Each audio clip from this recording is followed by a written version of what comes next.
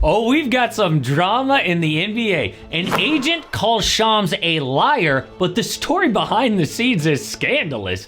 Now, Jimmy Butler is trolling all of us. And I really want to get to this troll because it is the most Jimmy Butler thing of all time. But who even leaked this to Shams? Well, Pat Riley technically started it. The media asked him about a Butler extension. He said no, then told Jimmy to shut his mouth on social media. Awkward. But remember, Jimmy is 35 years old and wants another big contract. The Heat aren't gonna do that. This team said bye-bye to Dwayne Wade in the same situation. They kicked Mr. Heat out the door. So Shams tweets, well, Miami is taking calls and that Butler prefers the Rockets, Mavs, or Warriors. Oh, it is on. Then he says the Phoenix Suns are another team that Jimmy Butler's agent Bernie Lee has indicated in league circles Butler is open to.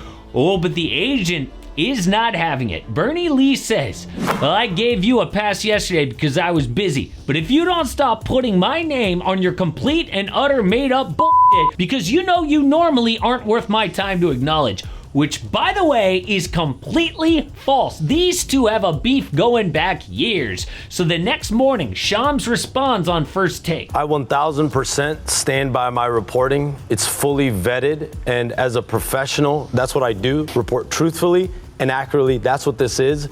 Period. But then Jimmy Butler steps in. The perfect gift for the holidays. I hate not knowing what I'm gonna give people, but I've been telling you guys about the Vessi Stormburst because I love how they look, are totally waterproof so no more wet socks, and I can say yes to my son.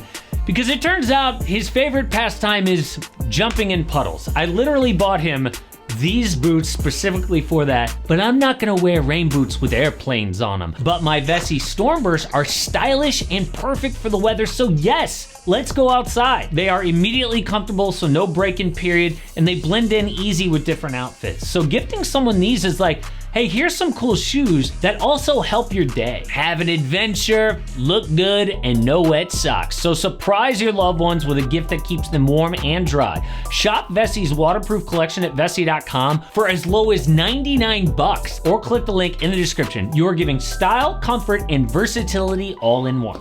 Now, before we look at the troll, which is amazing, here's what Jimmy said to reporters. I actually like it. It's good to be talked about. I don't think there's a such thing as like bad publicity to a point. Where do you stand as far as long-term future, hopefully otherwise, with the Miami? Who knows? Who knows? Jimmy loves this stuff. But dude, he has been playing us for weeks. On November 4th against the Kings, Butler debuts a gold hairstyle, same color as the Warriors. Then November 18th against Philly, switches it to Rockets red. December 1st in Toronto, Mavericks blue. The three teams Shams reported on. Oh, but that's just a coincidence. You're reading way too much into this. Bam! Just switched to Suns orange the day after Shams report. Okay, maybe 2 or 3 was an accident, but this dude has been planning this drama for weeks. Oh, and by the way, if you're wondering if it's even possible to the Suns, like the new CBA, the second apron and all of that, it actually is. The Suns trade looks like this. Phoenix gets Jimmy Butler for Bradley Beal, Alec Burks, and the Suns' 2031 first-round pick swap. That's all they have. So no, Shams ain't lying. It makes no sense. He has very little to gain by lying and a lot to lose having just landed at ESPN. But who is his source? Well, it can only be one of 4 people. Number 1, the Miami Heat front office. Problem is, they never leak. They're like the San Antonio Spurs. They keep everything in-house, super professional. The Heat did not leak this. Number 2, Bernie Lee, the agent, which would be insane. Can you imagine Shams and Lee being in on this together? Like a WWE stunt? They're like, yeah, you report it, and then I'll call you a liar. It'll be great. But no, that is not realistic. Number 3, Jimmy Butler himself. And I don't put it past him. Jimmy is known to cause drama when he's unhappy. This is the guy who screamed at the GM and coach in practice in Minnesota, then did a TV interview afterward. He told Coach Spo he would fight him during a game 2 years ago. maybe Jimmy leaked this to Shams, planning the hairstyles all along, and told Bernie to back him up on social media to cover his tracks, to not make the Heat upset. Plus, Shams' sources historically have been either players or agents. Woj would talk to like GMs and coaches, kind of old school. Shams relates to younger people, so it makes sense. But source number 4, other NBA teams. And this is actually my theory on who leaked the story. Shams was careful to say, Suns are another team that Jimmy Butler's agent Bernie Lee has indicated in league circles that he's open to. Has indicated in league circles. Then listen to Shams say it again to Stephen A. Smith. 3 of the teams on Tuesday that reported that his agent has indicated in league circles that he is open to. That his agent has indicated in league circles. Why is he so specific about that wording? Because it says that people are telling Shams, yo, I got a call from Bernie Lee, which means teams like the Warriors and Rockets are telling Shams because they want this drama out there. That's the motive. They want the drama to be around the Heat and Jimmy because it makes it more likely that they get Jimmy on their team. But if this is all true, and it looks like it is, why did Jimmy Butler's agent come out so hard on Shams? Well, it turns out they've got quite the history. Over 12 years ago, Shams was writing for a site called Real GM. He wanted to interview one of Lee's clients who was a bench player for the Bulls. So Lee suggested around 1:30 after practice. Shams said, oh, I can't, I've got school. And Lee explains, I said, come on, I blew off classes in college all the time. And Shams says, no, I'm in high school, which impressed Lee, but things quickly turned south. In 2021, Shams reported on Stadium TV that there were very testy moments between Jimmy and Miami's coaching staff behind the scenes. This obviously played to Butler's reputation as being hard to work with.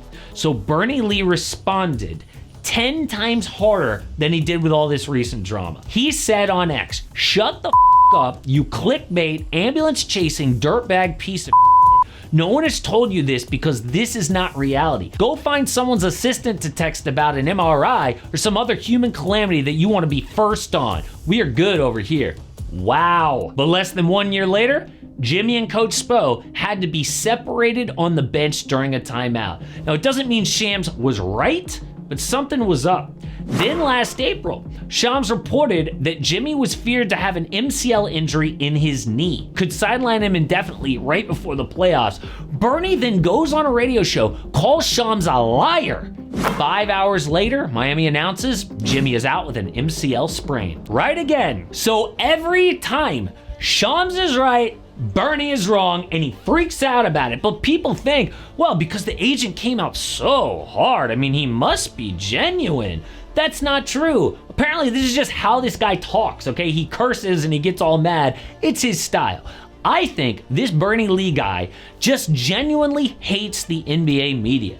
And they hate when they leak his personal business. It pisses him off. Most agents feel like reporters can make their job easier. Lee thinks they get in the way. He once told New York Magazine, it's not solely Shams' fault. He just happens to be a ringleader of a really shitty circus. So if Jimmy does end up getting traded, look bad for Bernie Lee, right? And if not, I still think Shams won this. Because it's obvious Jimmy is up to something. Dude is known for causing a scene around contract time, and this is just the latest example, but Shams got caught in the middle.